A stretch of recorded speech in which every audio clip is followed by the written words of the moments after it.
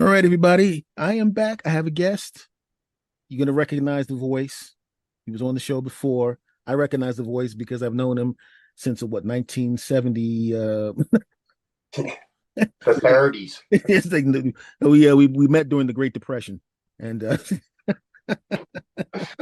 and then You still make me laugh, brother. You still make me laugh. and then in the '80s we decided to start doing comedy and all that kind of stuff. But I wanted to have Nick on the show because he's doing a show close to my heart, my friends. It's called Proud to be a Philadelphian, and I am. I'm not there now, but I am from Philadelphia, and if anybody's got a problem with that, you know what I'm saying? All S. Anthony, if you were born in our city and you leave, you were always a Philadelphian. There is no two ways about it. You can take the boy out of Philly, but you can never take Philly out of the boy. And that's how every Philadelphian is, no matter where they live in this country. Mhm. I found that out because when I lived in Los Angeles, um, everybody else when they moved to Los Angeles became a Lakers fan or this or that, and I was still like this. How about the Lakers? Are you kidding? Are you kidding me? Hey, you gonna become a Cowboys fan now that you're in Texas? Uh, Wow. uh, I deal with them clowns in my show. So I got to find out about this show. You got the show, Proud to be a Philadelphian. I want to hear about this. And, you know, I think everybody that's from Philly is Philly. No matter, like you said, no matter where we go, we're Philly.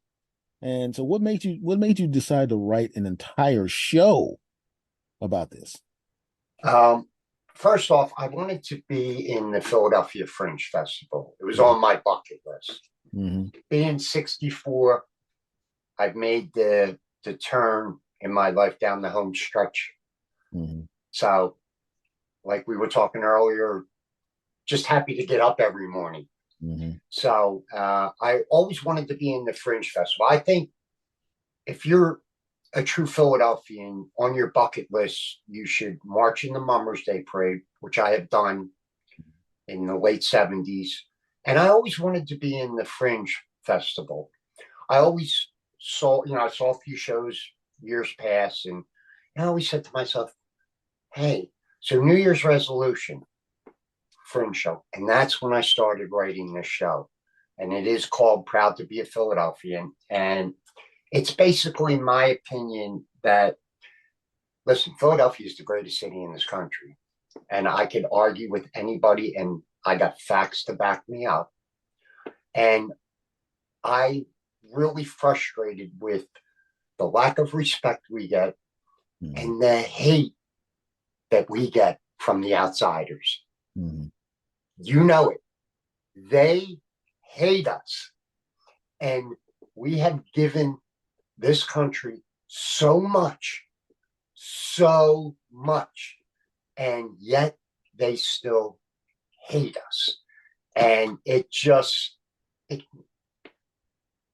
it's worn me down. I'm 64 years old, and you start realizing about the hate, like when you get in your teens and stuff like that, and you venture out. When you go on vacation, when I go on vacation, I represent. I Mm-hmm. always have my Phillies shirt on. I bring Eagles jersey with me, Sixers, Flyers hat, whatever. When I'm out on the beach in Aruba, Jamaica, Mm-hmm. I'm in San Diego, I'm in Vegas, wherever. Amsterdam. I represented Philly in Amsterdam. I represent the city. And you can see the looks you get from people. Mm-hmm. The looks you get. Some people will even like step aside because they think we're so crazy and dangerous. And you know what? I'll play to that. Mm-hmm. I always, if you look at me and you know that I'm an actor, I get a lot of mob roles. Mm-hmm. And when I first started working in Center City right out of high school, I would always get people say to me, "Oh, were you in the mob?" And I would never say anything like, I wouldn't say, "No, I'm not in the mob." If you want to think that and it's going to be to my advantage, I'll play it. Mm-hmm. So if people want to perceive us like that, I'm okay with it if it's going to be to my advantage. Mm-hmm. But once they start opening their mouth up and start yapping about how horrible Philadelphia is, that's when I step up and just lay the facts down. Mm-hmm. I don't have to, I'm nonviolent. I don't have to get in a fight with you. I could slaughter your butt with words. Mm-hmm. And that's basically what I do. So I always wanted to show my frustration to from the outsiders. Mm-hmm. The frustration that I have with them, the way they treat us Philadelphians. We're the stepchild in between New York and Washington. True. But yet everything started here. Mm-hmm. Everything in this country started right here in our city. So before I die, I want the outsiders to know that I'm not thrilled with the way they have treated us in my entire life. And that's what brought me to write this show. Like I said, I started it in January and just doing the research on our city. Yeah, because I do a brief history of Philadelphia. The stuff that I found out about Philadelphia that I did not know being a lifelong resident. One, I was a little ashamed. Mm-hmm. I was a little ashamed not knowing that this person was born here and this invention was made here. And it was like, oh my God, I have to. And then I took me like 2-3 months to do the research and 2 months, 2-3 months to do the structure of Mm-hmm. how I wanted to present the show. And I'd say in the last 3.5 months, I have been rehearsing every day. The How show long? runs, Yeah, go ahead. it goes anywhere from 75 to 85 minutes, depending on it's part storytelling, part improv. So, like, if I see a slide, it's basically a PowerPoint presentation. Mm. I have an 82-inch monitor behind me. I have uh, a little clicker, and you will see 150 reasons why, in my opinion, Philadelphia is the greatest city in this country. That is a nice long show. Because a lot of times when I see people do one person shows, they're kind of short. Even if they have props, PowerPoint presentation, and things of that nature, they're usually kind of short. That is a long show, and to hold people's audiences, an audience's attention that long, and as someone that's done stand up, how difficult it is to keep an audience's attention for an hour, hour 15, hour and a half, to move them from point A to point B, and to keep the momentum going. And I think that the simple fact that this means so much to you is actually a help, because let's be honest, it seems to me from what I've seen, what you said so far, that this isn't just a performance. This is, of course, a labor of love as well.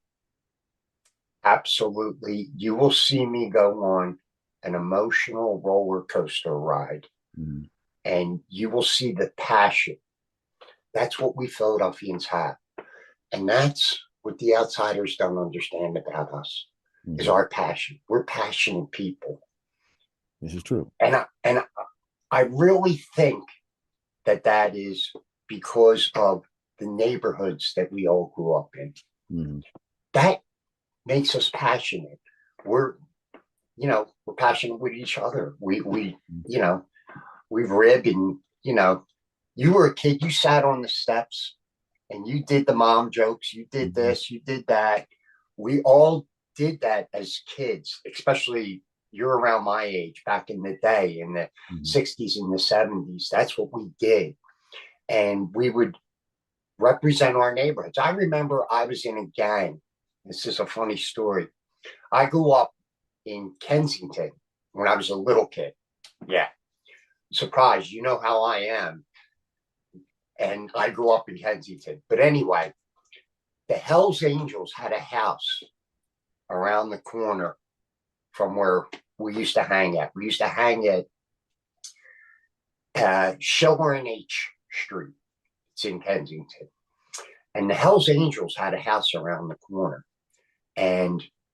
we used to go look at the bikes, and they invited us, a couple of us guys, in the house. Mm-hmm. And when you're 12 years old and you see a naked girl, you want to be a Hell's Angel, you know. So Mm-hmm. we started our own gang. Mm-hmm. We were the S&H gang, and we didn't have like fights, but we were a group that had each other's back. Mm-hmm. And nobody in any other parts of the neighborhood messed with the S&H gang. They knew about us. Mm-hmm. And they sort of knew that we were friends with the Hells Angels. So even the adults Mm-hmm. really let us do what we wanted to do. But we didn't take advantage of it. Like, we didn't rob things. Well, maybe one thing. We didn't really do a lot of a lot of things as 12-year-olds, but we did the milkman trick. Did you ever do that when you were a kid? We used to No. sleep out. The milkman trick back in the 60s was, we would sleep over somebody's house. You would just tell your mom, I'm sleeping over Johnny's house tonight. Okay. Well, this guy had a garage that we'd all bring our sleeping bags. Mm-hmm. We would get up 4 o'clock in the morning, and we would go out and put notes in milk bottles. Hey, kids, back in the day, milkmen delivered milk to the house, Mm-hmm. and we would put notes in the bottles. Please leave a half a gallon of chocolate milk. Please leave a can of whipped cream. Mm-hmm. And we would hide. And when the milkman would come and get the note, and if he put it on the step, boom, we swept in. So it's a neighborhood thing in Philadelphia. We all come from, there's 200 neighborhoods in our city, and we protect them, and we're very prideful of them. And Philadelphians are just passionate about their city. So I wanted to show people how passionate I am. And even though I'm an actor, I do not act in this. This is raw emotion. My wife watches the show every night, and she is, now, is she a homer? Of course she is. She almost has to be a homer. Mm-hmm. But she takes notes and she tells me this and that. I think when you do it this way, it comes across really good. And I almost bring myself to tears talking about some of the stuff that our city has done for not just our city, but for this country. Mm-hmm. For this country. And I know people that may listen to this are going to be haters of Philadelphia, but hey, the host here is one of the best people doing podcasts, and he is a Philadelphian. And if you have ever met me personally, I've worked with comics all over this country. I am one of the first guys to say, hey, I love that joke.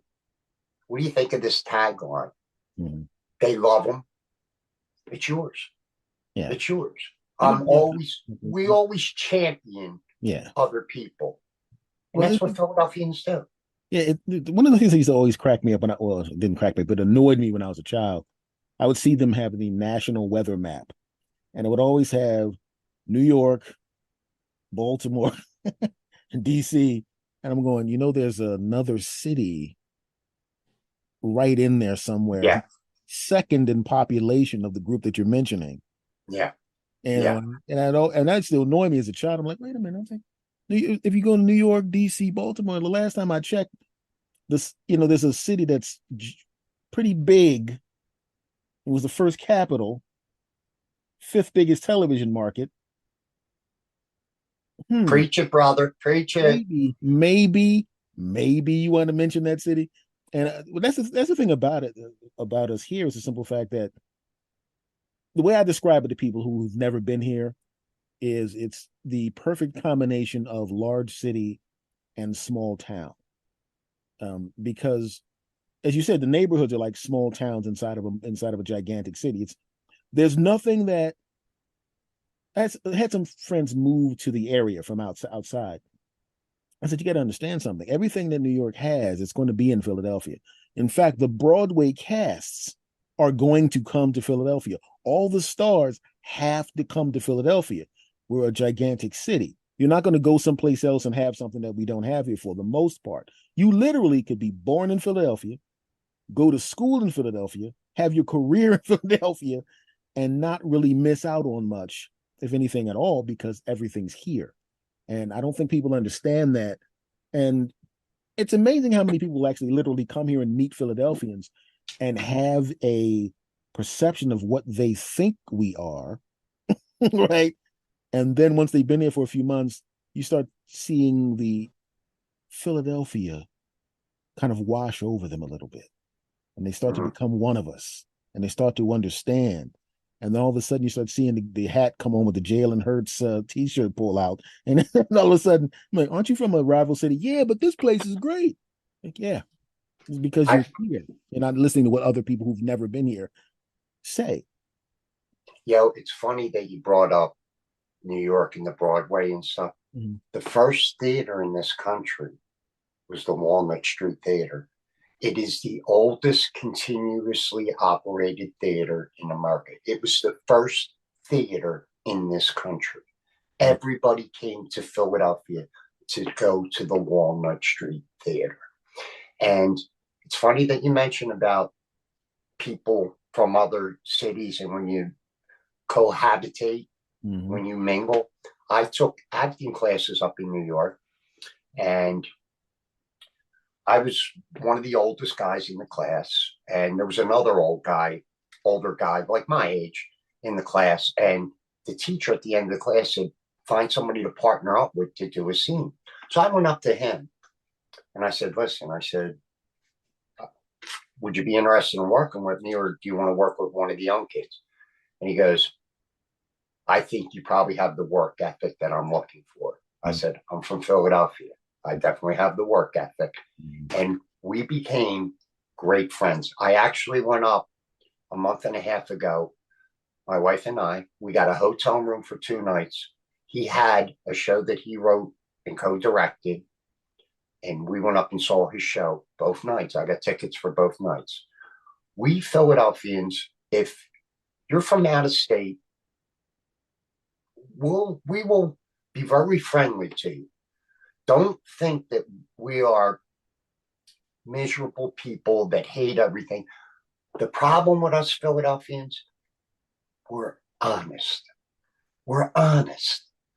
And we will tell you the truth. Mm-hmm. A Philadelphian, if most Philadelphia husbands, if their wife says, "Do I look fat in these pants?" If they do, they're going to say, "Yeah, hon. Yeah, you look fat in them pants." Put some. We just tell the truth. Mm-hmm. We tell the truth.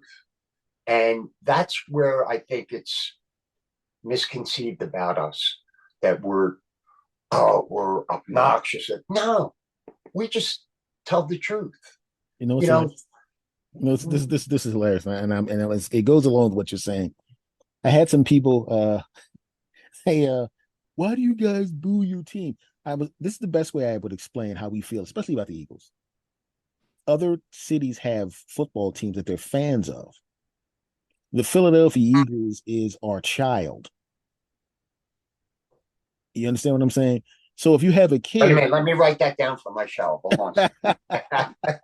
that's our baby. And so it's like if you have a kid or a nephew or whatever kid that you love, when they start screwing up, like if I had when my nephews were children and they were staying with me and they did something dumb, I'm not gonna go, well, it's okay that you decided to put that fork into the electric socket.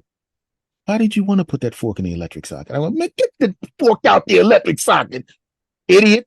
Get over there and sit down. And I explained the electricity to him.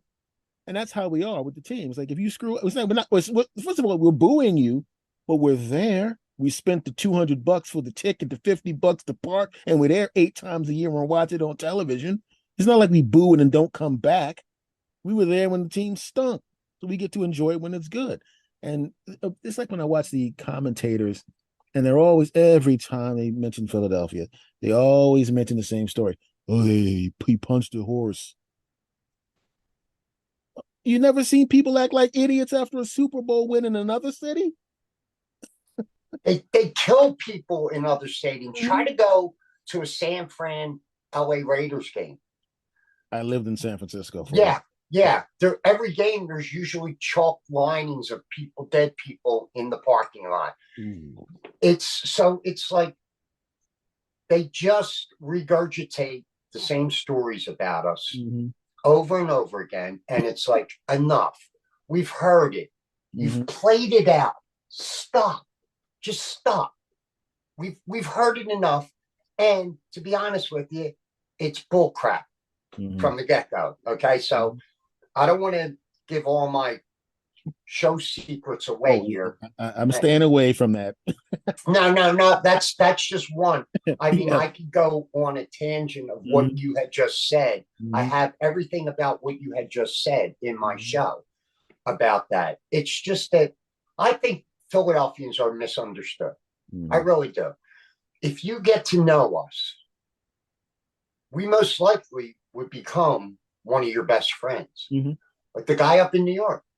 We Zoom every other week and talk to each other. I asked him what's going on in New York. He asked me what's going on in Philadelphia. And that's what, if you give Philly a chance, Mm-hmm. you'll get to know us. But the outsiders don't give us a chance. Mm-hmm. They just want to hate. And that's what this world has come to. People just want to hate. The people that are sleeping in mom's basement that are 30, 40 years old, and they get their phone and they could put hate in there, but yet if they were to face somebody and say that, especially a Philadelphian, Mm-hmm. that mouth would be zipped and they'd be Mm-hmm. quiet. But because you have the power of being unrecognized today with your hate, it goes on and on and on. But like I said, Philadelphia has some of the greatest things that we have contributed to this, to the world, not just to the country, to the world. And we never get credit for it. Mm-hmm. They never, ever give us credit for it. That's okay. That's okay. As long as we know it. There's a great saying. It's in my show, but I'm going to give it to you. We don't have any control over how we're perceived, and we don't have any control over what is said about us. But we do have 100% control of what we think about ourselves. What we think about ourselves. And that's what I think Philadelphians do. We hear that noise, well, we know what we are. We know who we are. If there's a fire in the neighborhood and then people get burned out of their house, is there not boxes of food, boxes of Mm-hmm. clothes being brought into other people's house? We take care of each other, man. Mm-hmm. We're not as rough and edgy. We might be, look, you know where we get the bad reputation is if you come to an Eagles game, say, wearing a Dallas Cowboys jersey. First off, I don't think we're as mad that you're a Cowboys fan. We're mad that you're that stupid to walk into our stadium with the Dallas Cowboys jersey on. I mean, we're going to mock you for your stupidity. It's not that we want to beat you up, but and Philadelphia has the greatest wit about out of any fans. Mm-hmm. We could say things that would just make people cry and have made people cry. I take pride in that. Mm-hmm. I take pride in that. I mean, now should I be able to go to another stadium wearing a Phillies jersey or an Eagles jersey? Yeah, sure. But I expect you to bring it on. Mm-hmm. I'm not looking for a fight, but we'll get in a debate. And then when my team's kicking your butt on the field, I'll just look at the scoreboard. Yeah. You know what Look the at the funny thing scoreboard. is? This is what I found out, which is hilarious, is I've had some people that I knew that were Dallas Cowboy fans, but they were from Texas. Right. So when the people were going, you stay, I said, well, he's actually from Texas. They go, oh. It was almost like, well, I expect, but they really don't like is the guy from Cherry Hill. You know what I'm saying? Who's a Dallas Cowboy fan, and you're going, get out of here. Yeah. Contrarian, which is fine. This is their right, but come on, man. Stop Yeah. it. Well, we Philadelphians have respect for our neighboring brothers and sisters, Mm-hmm. so-called the Delaware Valley area. we have respect. They're not the outsiders. Mm-hmm. The outsiders are in other states. Mm-hmm.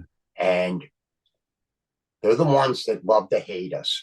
But again, to the people that are going to see this and follow this great podcaster, Philadelphians are really nice people.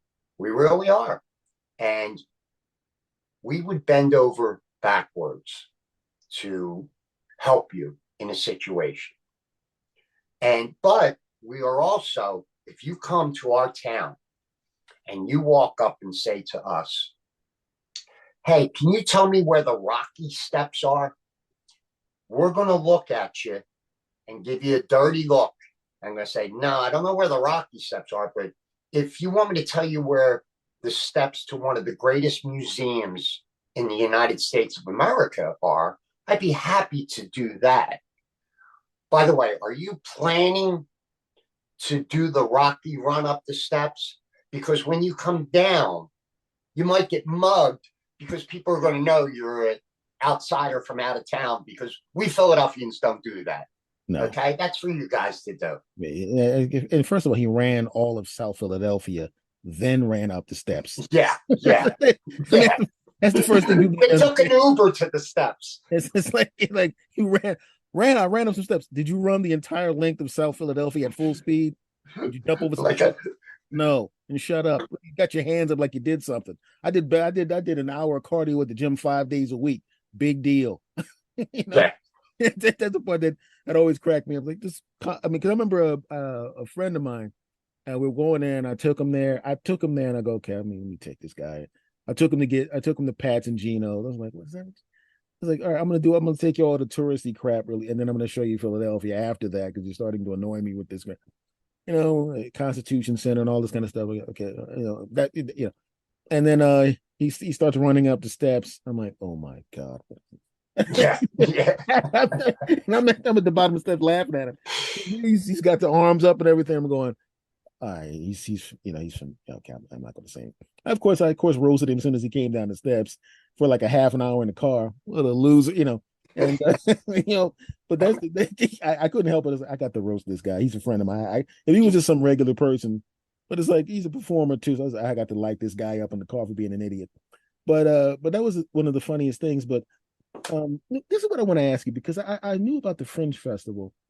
And how did you actually get that going? Because I know there's a lot of people trying to get in on that. Okay. Well, the smart thing that I did was, when I was in acting class in Philadelphia, I went to Playhouse West Acting School. And one of the first things that we had to do, well, not one of the first things, but we would have a film festival every year. And our teacher sort of told us that we should make our own movie. So I had a producer for my movie. I had a director for my movie. I co-wrote the movie. I co-directed it. And I took a very small acting role in it. And the movie was about my life. So I had a younger actor play me, and I played my father. And we never had a good relationship. And that's what the movie was about. So what I did was, the guy that produced my movie, he did a really good job with producing my movie. I hired him to produce this show. He got me entered into the Fringe Festival. He found me the venue, which is probably one of the nicest buildings in the city of Philadelphia, the Curtis Institute at 6th and Walnut.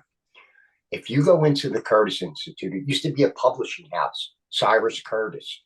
It used to be like Women's Home Journal and newspapers. And I mean, it was the biggest publishing place in America at the time. And they have a piece of art in there. It's called The Garden. And as Anthony, I'm telling you, it is probably 30 to 40 feet long, takes up a whole wall. It is worth $4 million. It is made of Tiffany glass. Steve Wynn, the casino mogul out in LA, bought it, was going to move it out there. Historical Society said, no, no, no, no, no. We're going to buy it back. Okay, it's staying here in Philadelphia. It's been part of this building since Cyrus built the building, and it's going to stay here.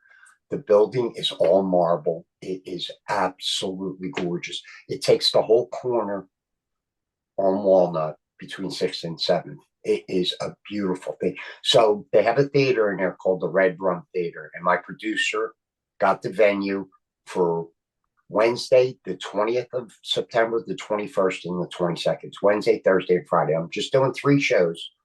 They start at 8 o'clock. If you go to phillyfringe.com and they have a keyword box, if you put the word proud in there, my show comes up right away. Mm-hmm. I made the tickets very, compared to other tickets in the Fringe Festival, moderately cheap, $15.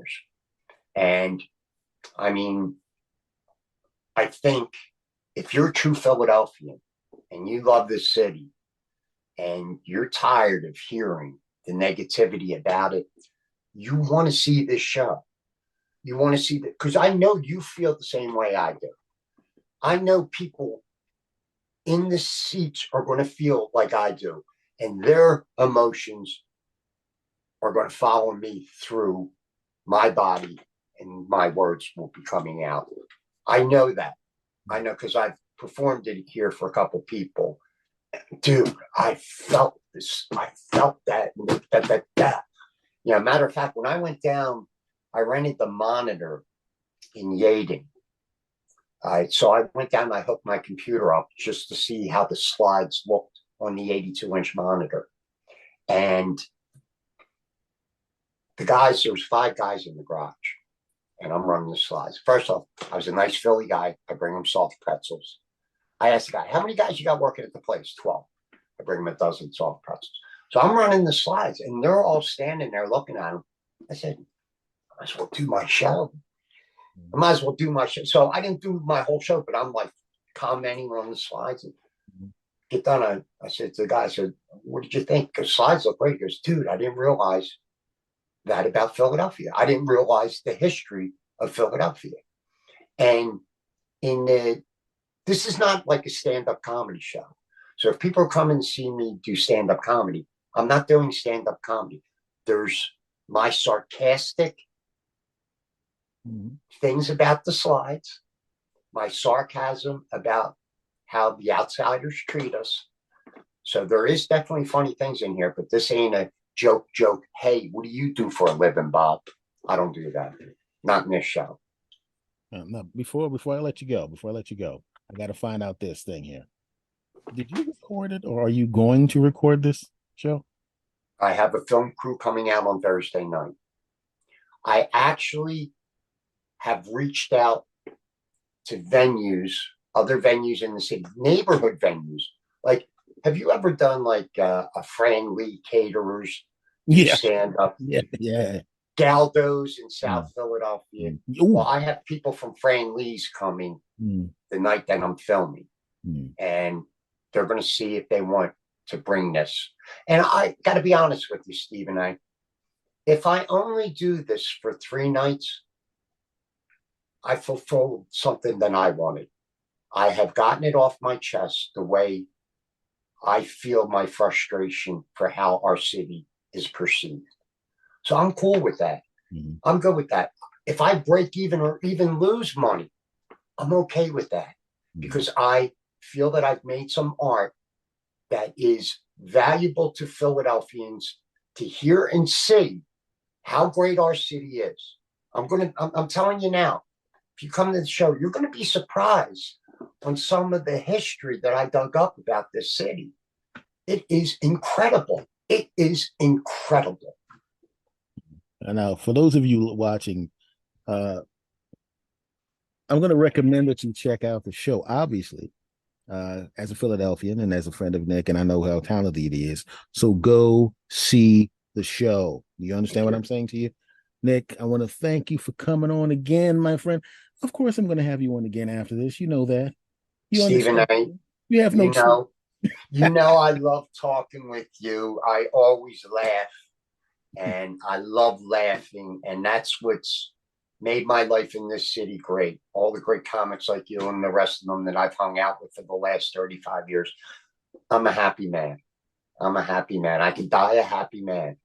All right, my But friend. before I do, I'm going to let the world know what I think about Philly.